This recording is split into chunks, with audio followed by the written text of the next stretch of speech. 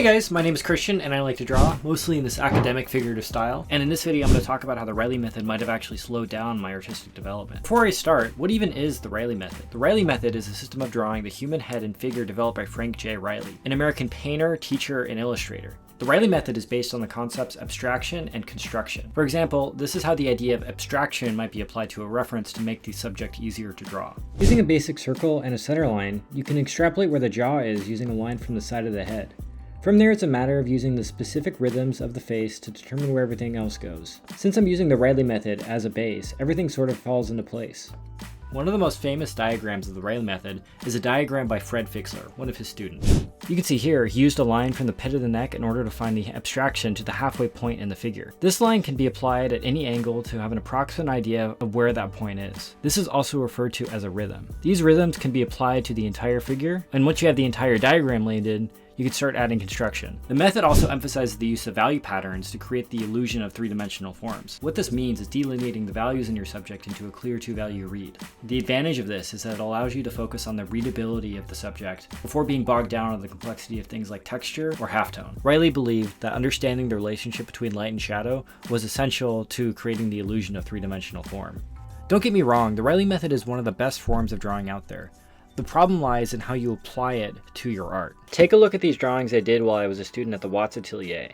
I remember at the time being extremely frustrated that my drawings weren't nearly as good as the teachers, even though I was using the same methods and the same tools. So how did that happen? Well, the Reilly method is a really strong form of drawing for teaching somebody how to draw from observation, but it's really weak in teaching somebody how to draw from imagination. And because my imaginative skills were lacking, whenever I came upon a problem that I couldn't see or I didn't quite understand, my drawings would just fall apart. Put another way, because I'd only ever studied from light, I didn't really have any of my own opinions on how a drawing might be able to deviate from the reference and still look cool. The reason that my teachers were so much better than me wasn't just because they were so much better at the Reilly method, but also because they were well-rounded from doing a wide variety of work. Looking at one of my teachers at the Watts Atelier, Eric Gist, he has some really great figure drawings, but then they're also heavily influenced from his work as a comic book cover artist. Since he has a very strong grasp on academic figures, he's able to render the anatomy and stylize the characters to fit the story he's trying to tell.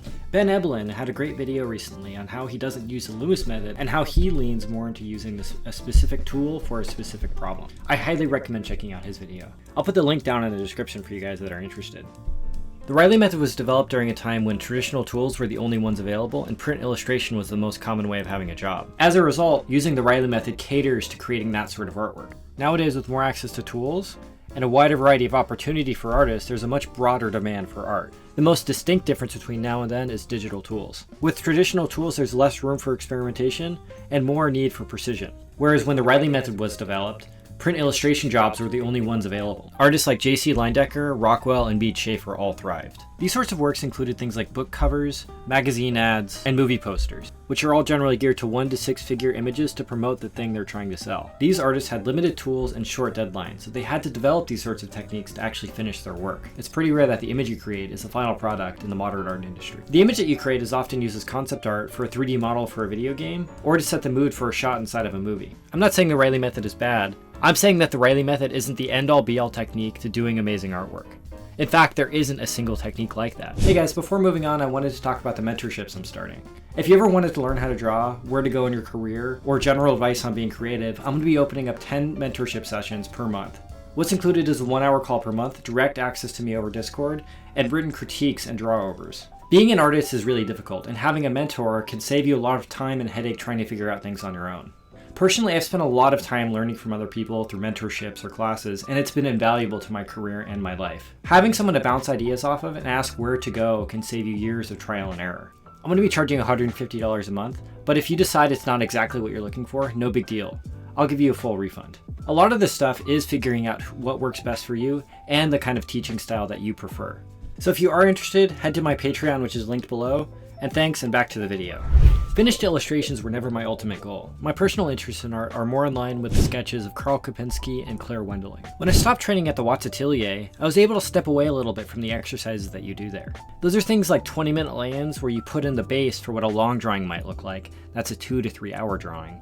5-minute quick sketch where you practice composition, anatomy, and proportion within a short period of time. And long drawing where you spend 2.5 hours trying to finish and render a drawing. Keep in mind also that all of these exercises are done on the same medium, an 18 by 24 piece of newsprint on a Conte de Paris 1710B pencil. Now looking at more of the kind of art that I resonate with, artists like Karl Kopinski use a rough gestural lane and pencil, and then he goes in with marker and refines the shapes. Because I was so caught up in learning the Reilly method, I really never let myself explore other mediums or forms of drawing.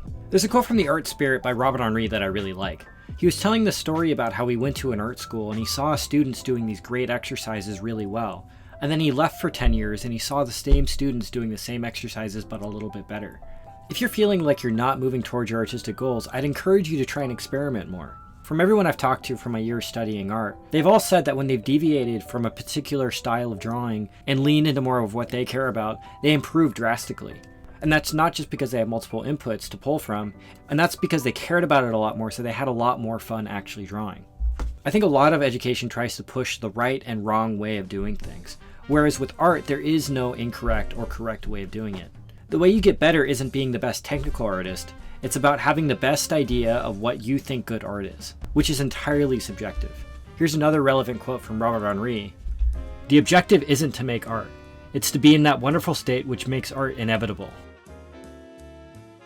You want to have enough techniques and tools in your tool belt to be able to execute on the things that you want to execute on, but also not being so tied to a particular way of doing it to where it gets dogmatic and you can't deviate from it without forgetting how to draw. A lot of the people that I talk to that are great artists say that their artwork is entirely intuitive. They just do what feels right.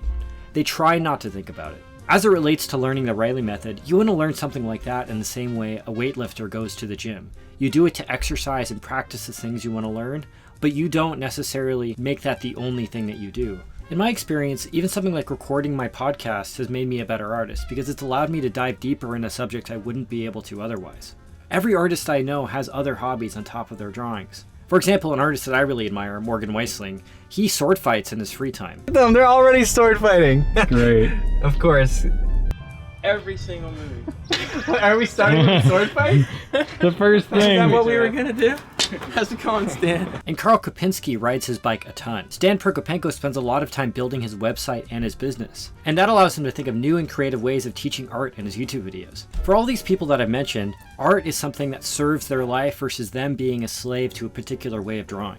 Anyways, I hope this is helpful. Please comment below if you have any ideas or questions. Also, like and subscribe. That really does help out the algorithm for pushing out my content. And if you do want to support me, head over to my Patreon. I have a couple of videos here if you're interested, and thanks. Have a good one.